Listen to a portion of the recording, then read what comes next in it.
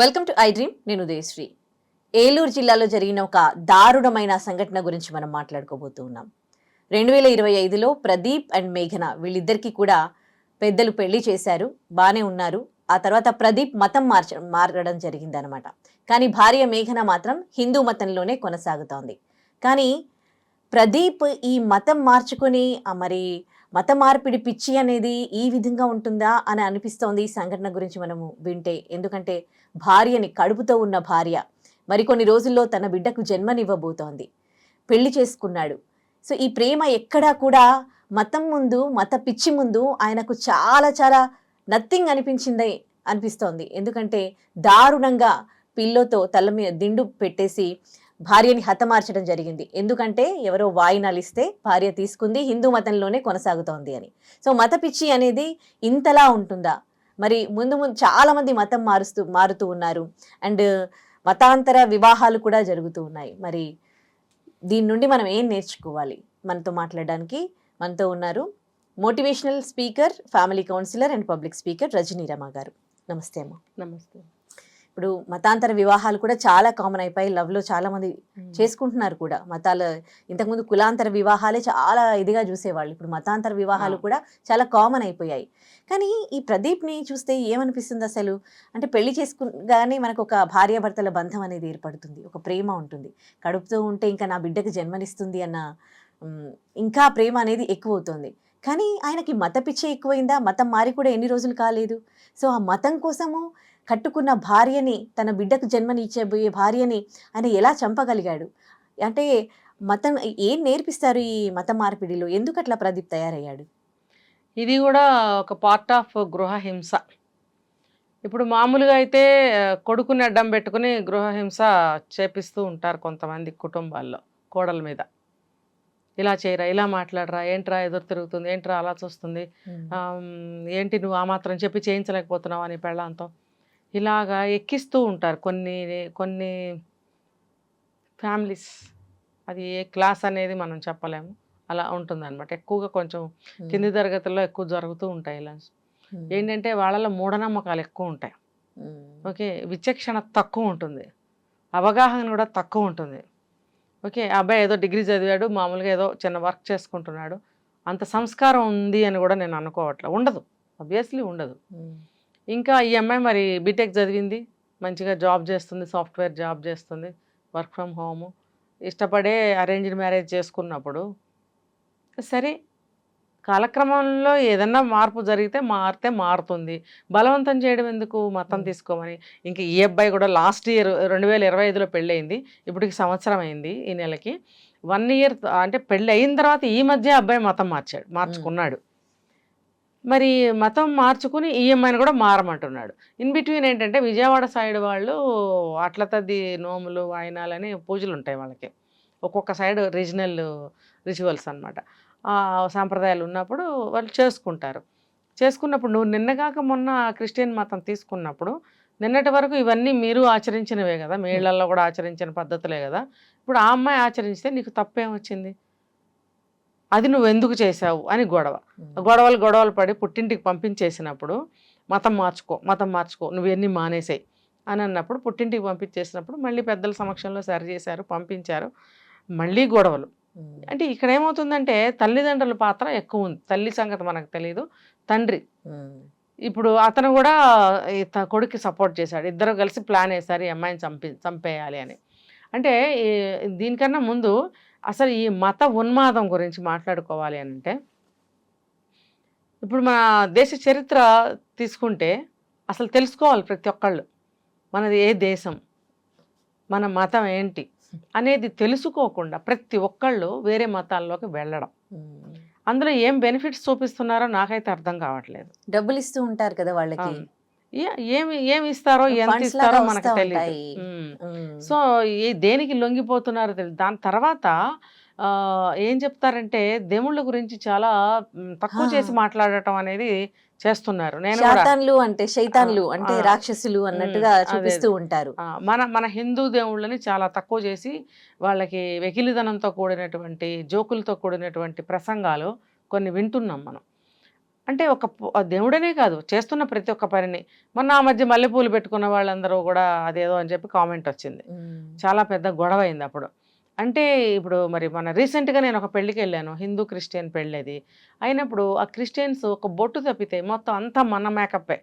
చక్కగా వాల్జడేసుకున్నారు, జడకుప్పులేసుకున్నారు, చీర కట్టుకున్నారు, ఇక్కడి నుంచి ఇక్కడ మల్లెపూలు పెట్టుకున్నారు, వడ్డాణాలు పెట్టుకున్నారు, వంకీలు పెట్టుకున్నారు, గాజులేసుకున్నారు, కాటుక పెట్టుకున్నారు, లిప్స్టిక్ వేసుకున్నారు. ఏం చేయలేదు అనంటే ఒక్క బొట్టే పెట్టుకోలేదు. ఆ! అన్నీ ఒకటే. మరి మీరు ఎలా పెట్టుకున్నారు మరి మల్లెపూలు? నేను చూసా, పర్టికులర్‌గా చూసా. ప్రతి ఒక్కళ్ళ తల్ల మల్లెపూలు ఉన్నాయి. మేబీ ఆ రోజు మార్కెట్‌లో పూలు అయిపోయి ఉంటాయి. అది చాలా పెద్ద ఎక్కువ మందిని పిలుచుకున్న పెళ్ళది. చాలా మంది వచ్చారు అక్కడికి. సో అందరి తలల్లో పువ్వులు, డెకరేషన్ మొత్తం పువ్వులతోటి. మరి అలాంటప్పుడు వాళ్ళు చాలా సింపుల్‌గా రింగ్ మ్యారేజ్ చేసుకోవాలి కదా చర్చిలో. మరి ఎందుకు ఇలా చేసుకున్నారు? ఒక హిందూ అమ్మాయిని పెళ్లి చేసుకున్నప్పుడు మొదట్లో ఎలా ఉంటారు, తర్వాత ఏమో మారిపోతారా? ఇప్పుడు అనుకోవాల్సి వస్తుంది. అసలు మన దేశంలో ఉన్న మతం ఏంటి, మనం ఎలా కన్వర్ట్ అయ్యి వెళ్ళిపోయాము, మనం వెళ్ళింది కాకుండా మిగతా వాళ్ళని ఎట్లా లాగుతున్నాము అనేది వాళ్ళకి తెలియటం లేదు కదా. మరి ఎందుకు ఆ రకంగా తయారవుతున్నారు అనేది అర్థం కావట్లేదు. వీళ్ళు వేరే దేశం నుంచి పుట్టయితే ఇక్కడికి రాలేదుగా, ఇక్కడే పుట్టిన వాళ్ళు. వేరే దేశం నుండి వచ్చి చెప్తే మతం చెప్తే తీసుకుని కదా సొంత మతాన్ని విమర్శించడం. సొంత మతం కూడా కాదు, నువ్వు ఇక్కడోడి వేరా, నువ్వు ఇక్కడోడికి పుట్టినోడి వేరా అని ఎంతమంది గొంతు చించుకుని చెప్తున్నారు. నీ రూట్స్ అన్నీ కూడా హిందువే, నువ్వు హిందువే. ఇందులో ఇంకో తప్పేంటి అంటే ఒక వివక్ష వల్ల వీళ్ళందరూ కూడా, పోనీ వివక్ష పైన ఫైట్ చేయాలి, కానీ మీరు మతం మారి వివక్ష అనేది అది వేరే విషయం. నువ్వు మతం మారాల్సిన అవసరం ఏముంది? వివక్ష అంటే దానికోసం పోరాడుతున్నారు, రిజర్వేషన్స్ వచ్చినాయి, అంతా ఇప్పుడు దేశం అంతా కూడా కలిసికట్టుగా ముందుకు వెళ్తున్నప్పుడు కొత్తగా పుట్టుకొస్తున్నాయి ఇప్పుడు ఈ మధ్య. ఇప్పుడు వాళ్ళు చాలా అంటే చాలా నమ్మకంగా, చాలా పవిత్రంగా పూజిస్తాం మా దేవుళ్ళని అని చెప్పే వాళ్ళే కిరాతకంగా హత్యలు చేసే స్థాయికి దిగజారంటే వాళ్ళ దేవుడు అదే చెప్పాడా? మరి నవవధువుని, కడుపుతో ఉన్న అమ్మాయిని అలాగ చంపేయమని చెప్పాడా ఆ దేవుడు? మన హిందూ మతంలోనేమో చంపేయమని చెప్పారు, వాళ్ళ మతంలోనేమో బాగా చూడండి అని చెప్పారు. ఇలాంటి నెగిటివ్ మాటలే కదా చెప్తున్నారు. మరి వాళ్ళు కూడా ఇప్పుడు ఈ పనులే చేస్తున్నారు కదా. తప్పే కదా అది.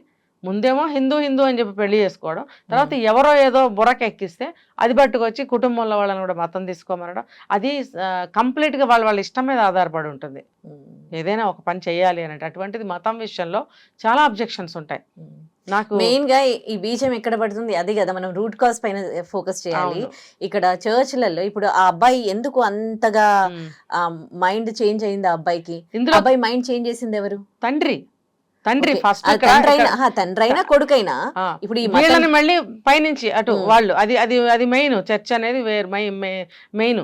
ఇక్కడ ఇంట్లోనే తండ్రి సపోర్ట్ తోనే కదా ఈ పని చేశాడు. తండ్రి ఎంత మూఢనమ్మకంలో ఉన్నాడో ఈ మధ్య కొడుకు మతం తీసుకుంటే కొడుక్కి అతను ఎలా సపోర్ట్ ఇచ్చాడు, లేకపోతే తండ్రి అసలు హిందువేనా, కొడుకు ఒక్కడే మతం తీసుకున్నాడా అని ఆ విషయం నాకు తెలియలేదు. మరి కొడుక్కి సపోర్ట్ ఇచ్చాడు అని అంటే అతను కూడా మతం తీసుకునే ఉండాలి. లేకపోతే నువ్వు ఏ రకంగా సపోర్ట్ ఇచ్చావు కోడల్ని చంపమని కదా. నాన్న చంపేశానని పొద్దున్న లేచి ఎంత హ్యాపీ న్యూస్ చెప్పినట్టు చెప్తున్నాడు తండ్రికి. ఇంకో విషయం ఏంటంటే మనం బయట దేశాల్లో చూస్తే క్రిస్టియన్స్ చాలా ఇతర మతాలను గౌరవిస్తారు. ఇక్కడ హిందువులై ఉండి మతం మారిన వాళ్ళే యాంటీ హిందూ తయారైతూ ఉన్నారు. అవును, ఇది ఎంత బాధాకరం అంటే. ఇది ఏంటంటే ఇది మనం డీప్గా వెళ్తే చాలా పెద్ద టాపిక్ అవుతుంది. ఇది సంఘ విద్రోహులు అని అంటారు కదా, వాళ్ళ ద్వారా ఇలాగా మనుషులు మతం ద్వారా బుర్రని బాగా చేసేసి డ్రిల్లింగ్ చేసి వాళ్ళకి మార్చేస్తున్నారు. వాళ్ళకి మన మతం పట్ల చులకన భావం, చిన్న చూపు కలిగే విధంగా వాళ్ళ స్పీచ్లు ఉంటాయి. నేను ఇంకా డీప్గా నేను చెప్పలేను. మనం అట్లాంటి యూట్యూబ్స్లోకి కానీ నెట్లోకి కానీ వెళ్ళి చూసినట్టయితే అన్నీ తెలుస్తాయి మనకి, ఎలా వాళ్ళు ఎలా మాట్లాడుతున్నారు అనేది, ఎలా అసలు మనుషుల్ని మార్చేస్తారు అనేది చూస్తే మనకు అర్థమవుతుంది. కానీ అందులో ఉన్న వాళ్ళకి మీరు చెప్పుకోండి, అందులో లేని వాళ్ళకి ఎందుకు చెప్తున్నారు? మీ ఒరిజినాలిటీ మీరు హిందువులే. మీరు అలాంటప్పుడు మీరు పరామతాన్ని పట్టుకున్నదే కాకుండా ఇందులో ఉన్న వాళ్ళని మళ్ళీ లాగాలని చూడటమే కాకుండా మళ్ళీ ఇంకా హత్యలు కూడా చేయించటమా ఏంటి? అంటే వీళ్ళకి అంత ధైర్యము, అంత ఇదిని ఎక్కడి నుంచి కల్పించారు అని అంటే అదే మాట్లాడుకోవాలి మనం. వాళ్ళు వింటున్న స్పీచ్ల యొక్క మహిమ ఇదంతా. నిండు జీవితం, నిండు చూలాలు, ఆమెను ఎందుకు అలా చంపారు? మనసుందా? వాళ్ళకేమో పోస్ట్ మార్టంలో తేలింది ఏంటంటే అంటే దిండు పెట్టి నొక్కి చంపేశాడు, ఒక చాలాసేపు అలా ఒత్తిపెట్టి చంపేశాడు. పోస్ట్ మార్టంలో తేలింది ఏంటంటే ఆమెని హత్య చేశారు, ఒరిజినల్ డెత్ కాదు అన్నప్పుడు కొన్ని కారణాల వల్ల ఆ రిపోర్ట్స్ బయటకు రాలేదు, ఇప్పుడు ఇంతకాలానికి బయటకు వస్తున్నాయి అని చెప్పి న్యూస్ బయటకు వచ్చింది. ఏమైనా సరే ఇది ఇంత దారుణం, ఇలాంటి వాళ్ళని వదిలిపెట్టకూడదు. వీళ్ళొక్కరే కాదు, మతం మార్చుకున్న చాలా మంది మందితో జరుగుతున్నాయి. వాళ్ళు అంటే వాళ్ళ మతం గురించి ఇతరుల మతస్థుల గురించి చాలా చులకన చేసి తక్కువ చేసి మాట్లాడి వాళ్ళ మతం గురించి చాలా చెబుతూ ఉంటారు. సో అంటే వీళ్ళందరికీ ఏం జరుగుతోంది అసలు, అంత మత పిచ్చి అనేది ఎట్లా బ్రెయిన్ వాష్ ఎలా చేయగలుగుతున్నారు? నాకు అనిపిస్తుంది మత పిచ్చి కూడా కాదు ఉదయ, ఆధిపత్యం కోసం. ఆధిపత్యం మాది, మా రాజ్యం నడవాలి, మా రాజ్యం నడవాలి, అది ఆధిపత్యం కోసం అని నేను అనుకుంటున్నాను. ఏది ఏమైనా, ఏది స్టాండర్డో ఏది ఒరిజినలో అదే నిలబడుతుంది ఎప్పుడైనా. ఇదేమైనా ఇప్పుడు ఇవాళ అమ్మాయి పాపం కడుపుతో దారుణంగా చనిపోయింది కదా, నిండు జీవితము, ఆ ప్రాణం మళ్ళీ వస్తుందా ఆ తల్లిదండ్రులకు? అందుకనే ఇలాంటి వాళ్ళకి కఠినంగా శిక్షించాలి. ఇప్పుడు ఇది హత్యే, నువ్వు ఏ కారణంతో చంపావు, అమ్మాయి ఏమైనా తప్పు చేసిందా, ఏమైనా నేరం చేసిందా, లేకపోతే సంసారంలో నీ మాట వినలేదా? కేవలం ఇది మతానికి సంబంధించిన విషయం, దాంట్లో నీకు అసలు ఎట్టి హక్కు లేదు, 1% కూడా నీకు రైట్ లేదు ఆ అమ్మాయిని బలవంతంగా నువ్వు మతం మార్పించడానికి. అప్పటికే ఇబ్బందులు కూడా పెట్టాడట కదా ఇంట్లో, చాలా చాలా. అలాంటప్పుడైనా కానీ పేరెంట్స్ కి చెప్పాల్సింది కదా, అమ్మాయి ఇప్పుడు చెప్పుకోలేదా? చెప్తేనే పంచాయతీ జరిగింది, 4 నెలలు పుట్టింటికి పంపించేశాడు కదా. పంపించేసినప్పుడు అక్కడ పెద్దవాళ్ళందరూ చేరి పంచాయతీ చేసి మళ్ళీ సరిచేసి ఏం చెప్పారో మళ్ళీ పంపించారు. పంపించిన మళ్ళీ 1-2 నెలలకే ఈ పని చేశాడు. ఇప్పుడు ప్రెగ్నెంట్ అమ్మాయి, రేపు తెల్లవారితే సీమంతం ఫంక్షన్ చేయాలి, మరి అది ఎదురు పెట్టుకుని ఆ అమ్మాయిని చంపేశాడు. ఏంటంటే హార్ట్ అటాక్ అని చెప్తున్నాడు. ఇన్ని రోజులు తనతో కాపురం చేసింది, ఇలా ఇబ్బందులు పెడుతూ ఉన్నాడు, ఇన్ని రోజుల్లో కూడా అంటే వీడు ఇంత మూర్ఖంగా తయారవుతాడు అని ఆ అత్తమామలు కానీ ఆ భార్య కానీ కనిపెట్టలేకపోయిందంటారా ఈ కేసు? అదే చెప్తున్నా, మూర్ఖులు మూఢనమ్మకాలు వీటి మధ్యన జీవితాలు బలైపోతున్నాయి. ఇప్పుడు ఎప్పుడైతే ఇంత మతం మార్చుకోమని గొడవ చేస్తున్నాడో, పుట్టింటికి పంపించేశాడో, ఇది చిలికి చాలా పెద్ద గొడవ అవుతుందని వాళ్ళు ఊహించలేకపోవడం అనేది మూర్ఖత్వం.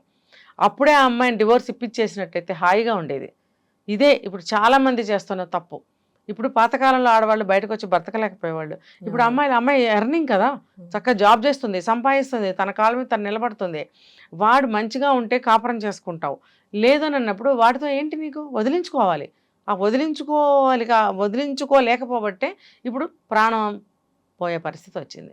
తల్లిదండ్రులు కూడా ఎంకరేజ్ చేసి మళ్ళీ వెళ్ళమ్మా అని కాపురానికి పంపిస్తూనే ఉంటారు. అది రాంగ్. ఎక్కడ ఎంత పెద్ద తేడా వచ్చినప్పుడు లైఫ్లో అసలు పంపించకూడదు, డివోర్స్ ఇప్పించేయాలి. నీ మతం అమ్మాయిని మళ్ళీ చేసుకో బాబు, మాకు మతాలు వద్దు. ఒకవేళ నీకు ఇంట్రెస్ట్ లేకపోతే, నీకు ఇంట్రెస్ట్ ఉంటే నువ్వు మారదు, వేరే విషయం. అక్కడ తేడా వచ్చినప్పుడు నువ్వు దాన్ని అక్కడ ఖండించాలి, తగిన చర్య తీసుకోవాలి. సో ఈ ఒక్క కేసే కాదండి, ఇప్పుడు రీసెంట్గా జరిగిన కేసెస్, చాలా కేసెస్లో ఎడ్యుకేటెడ్ ఫ్యామిలీస్లో కావచ్చు, నార్మల్ ఫ్యామిలీస్లో కావచ్చు, భార్యాభర్తల మధ్య గొడవలు జరగడము, పేరెంట్స్ వచ్చి మాట్లాడడము, సర్ది చెప్పడము, మళ్ళీ వాళ్ళు కాపురం చేయడము, ఆ తర్వాత వీళ్ళు మళ్ళీ శవాలై బయటికి రావడం.